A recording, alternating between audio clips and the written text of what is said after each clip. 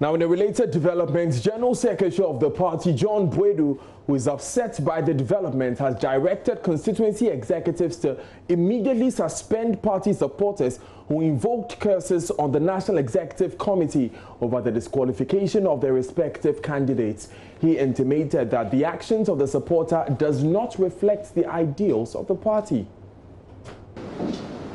The conduct of some members claiming to be invoking curses on the party leadership, and in particular on members of the National Executive Committee, on allegations that their preferred candidate have been disqualified by NEC from contesting in the primaries. We are completely appalled by such gross misconduct. Accordingly, the party is instructing the respective constituencies or constituency executives in the constituencies where these unfortunate incidents happen to immediately suspend all those involved in this awkward behavior whilst instituting appropriate disciplinary actions against them in line with Article 3 and 4 of the party's constitution. And this one we are going to enforce to the latter, because party leadership go into a meeting, National Executive, National Council, that is made up of almost everybody that matters in this party. Through a lot of deliberations, we take decisions.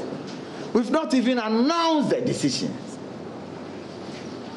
Then people who think that they are more MP people than all of us will resort to such behavior. That is almost alien to our politics. And this is something that the New Patriotic Party is not going to countenance at all. At all.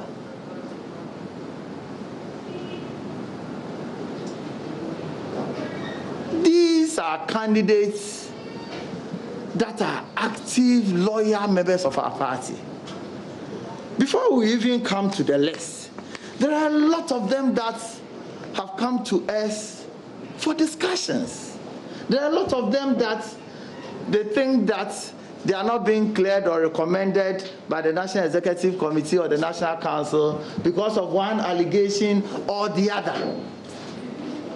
There are a lot of them that they themselves have agreed to graciously withdraw from the primaries. Then you, as an ordinary supporter, not knowing what discussion may have gone on, will rather be raining curses on innocent people. I think that this is something that we are not going to countenance. We will make sure that rules and regulations, particularly our disciplinary measures, are instituted to instill discipline in our party. It cannot be said that a noble party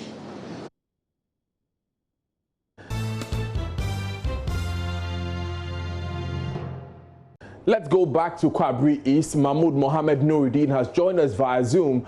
Nuruddin, how is the constituency office at the moment? We understand it's been closed?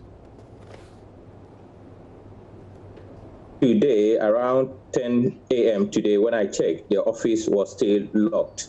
And so I made some few calls to find out from the group that actually were not happy that their preferred candidate has been disqualified. I spoke to the leader and he told me that they are still waiting for the leadership to tell them, to speak to them because they are not happy with the decision of the National Executive. And so as I speak now, the office is still locked. The office is still locked, and the leadership has been called. Though the executive, the constituency executive, haven't, spoken to them yet.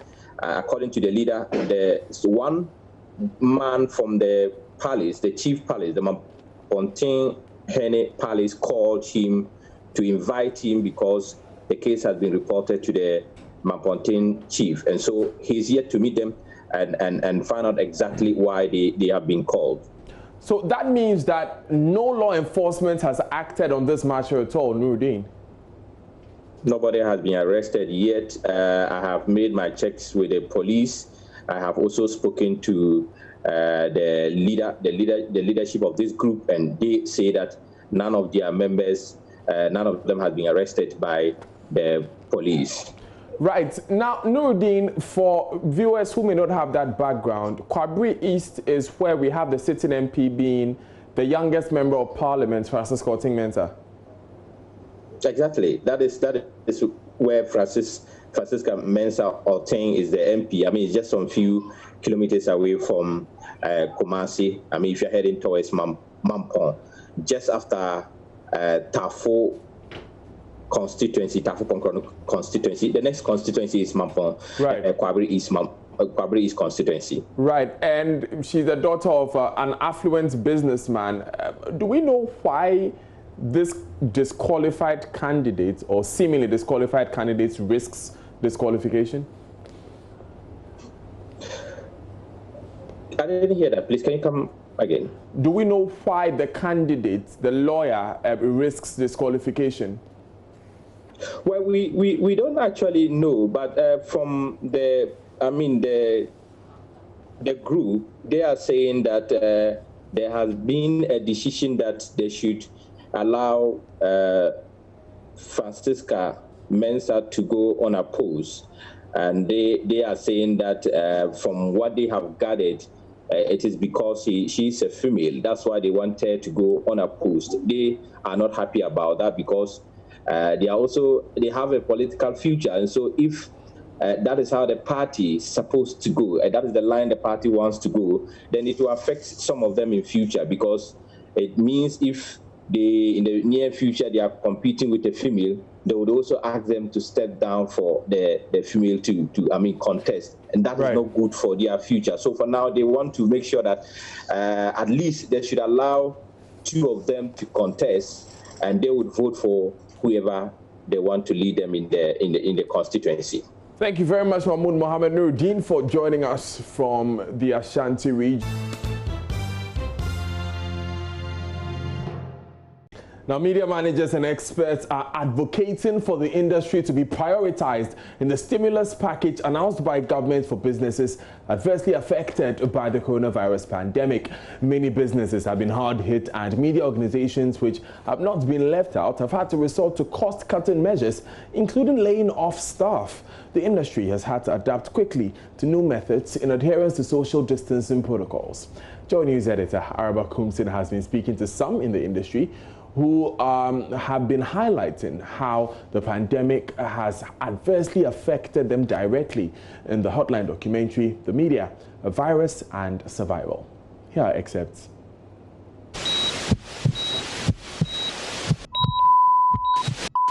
COVID-19, the deadly virus which has spread to every continent on the globe. What's it like to actually have the coronavirus and undergo treatment for it? Just 63 days. That's how long it's taken 17,704 people across the African continent to get infected with coronavirus.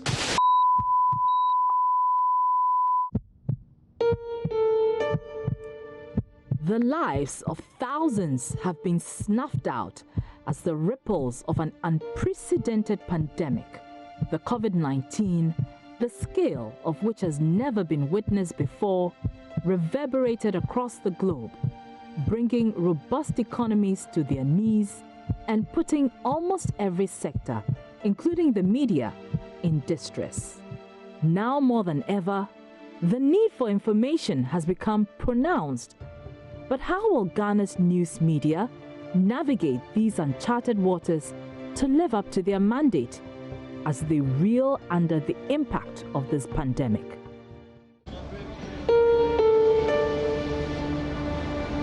The harsh impact of the coronavirus pandemic has been felt across board, and nowhere is it more felt than in the newspaper industry, which has already been struggling.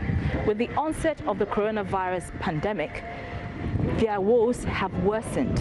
I'm here today to speak to Managing Editor of the Daily Dispatch, Ben Efson, on how the pandemic has affected their business and how they are adopting innovative ways to stay alive.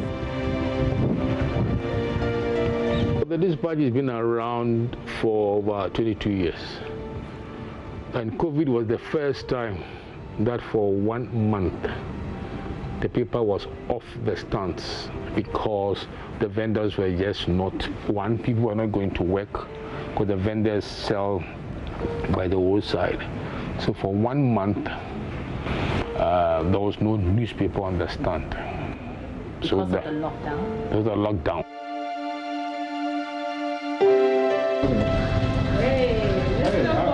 Executive editor of the Daily Guide newspaper, Fortune Alimi, has lived this experience too. As a manager of one of the country's popular newspapers, he has had to take some tough decisions after patronage of their paper dropped significantly following the announcement of the lockdown. We took the decision not to come out at all. But after coming out, we need to also take a lot of measures in order to stay afloat. As I said, we need to cut costs.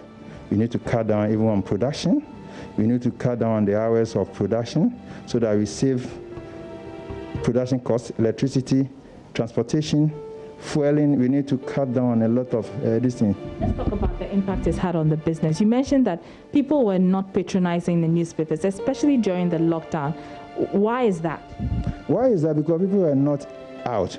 Two, the vendors were not even there. Even if they were there, they were not ready to also sacrifice their lives because they are also dealing with the public, the handling of money.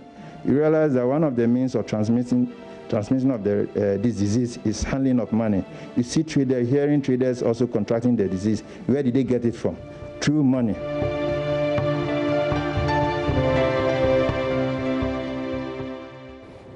Now, President of the Ghana Journalists Association, Roland Afil-Moni, joins us live with more. Good morning, sir. First of all, your reaction to this documentary and the effects of COVID-19 on Ghana's media? I think it has come at the right time, the time when journalists, media owners, media watchers are all really under pressure as a result of COVID-19. In fact, we did anticipate the devastating impact of COVID-19 on the media. And so we put together a proposal after we had spoken to the government. And the proposal was presented to His Excellency the President, after which we held a closed-door meeting to look at how best the government can assist the media to survive during these hellish periods. In fact, the highlight of the proposal was that government should waive corporate spectrum and corporate fees for 2020. Tax waivers should also be given to media houses. We also propose that journalists who are frontliners by every stretch of imagination should also be given some allowances, 50% of their salaries for 3 months. And we also propose that the advertising revenue should be intensified so that journalists will survive what they are going through. We did a follow-up Zoom meeting last week, and we are hopeful that the proposal will receive a favorable response from officialdom. Right. Dr. Afil-Moni, thank you so much for joining us. Looks like a lot is being done to ensure that the media industry is not too affected by the COVID-19 pandemic. Now, we're going to move to other stories, and the Bono Regional Police has arrested a driver and his assistant transporting over 8,400 slabs of dried leaves suspected to be cannabis from Nsoko in the Tain districts to Hamili in the Upper West region. The vehicle is believed to be Burkina Faso bound. The illicit drugs, carefully packed, were covered with sawdust and other legal goods in a Rhino cargo truck to outwit security personnel on the way. The driver and his mate, who were to be paid 7,000 cedis for transporting the weed, claimed not to know the owner of the substance. Now, the regional crime officer, Nana Kwekudia, however, assured they will be put before court. There's more from the Bono regional correspondent, Precious Semevo. The 27-year-old driver, Ayuba Ali, and his 20-year-old mate, Amitus Sore, both natives of Konyokon near Babele in the Upper West region, claimed they were only hired to transport the goods from Nsoko in the Tyne district to Hamele, close to the border with Burkina Faso. The Rhino cargo truck was loaded with 180 sacks, with each containing 47 compressed slabs of dried leaves suspected to be cannabis. Detective Chief Inspector Adams Yahaya heads the Drug Law Enforcement Unit in the Bono region, and he explains how they arrested the biggest narcotic operation in the region. They decided that they will pass through Menji. Then they will go through the Buidamp Road, where we don't have enough security checkpoints, to Banda Nkwanta. Then they divert left to Bole, then to Sola, Tona, Wa, then they connect into Hamele, which is the border town between Ghana and Burkina Faso. So around 1 a.m., we went to Nsoko, then we trailed this truck from Nsoko to Menji. When we got to Menji, we had intelligence that it had just passed, so we tracked this truck up to a section of the road, just some few meters to Banda, where we intercepted it. And it was only the driver and the mate that were on board. So we arrested them, and during interrogation, they admitted that actually they were contracted by somebody whose name they don't know at Menji. The owner was promised to meet them at Banda Nkwanta to join them so that they would go together. Then unfortunately, we intercepted them. But this is the biggest consignment that we've gotten so far. But if you check, we have a total of 180 bales, and each bale contains 47 compressed slabs. Then we have a total of 8,460 compressed slabs. Bono Regional Crime Officer Nana Kwekudia said an investigation is still ongoing, and the two will soon be put before court. Efforts are being made to get those who contracted them. But meanwhile, the driver and the mates are being processed for court. To them, they charge 7,000 cedis to cut the stuff from where they took it from to Hamlet. He appealed to the public to help with information to end the illicit drug business in the Bono region. If you look at the way it has been packed, you see that it is very difficult to come out with the conclusion that it is containing drugs. Because Bono Hafo, we are notoriously known for India hemp cultivation and then this trade. So that is why the UNODC found it very necessary to establish a unit here. So we were tasked to go all out to chase not only the smokers, but also the cultivators. And that is exactly what we are doing. Oh, we appeal to the public and you, the media too, to also help us all the time with information so that we go out to arrest the drug dealers. When you say, oh, after all, these people who are trading in their drugs, I don't care. You care because it affects everybody. For Joy News, Precious Semevo, Sunyane.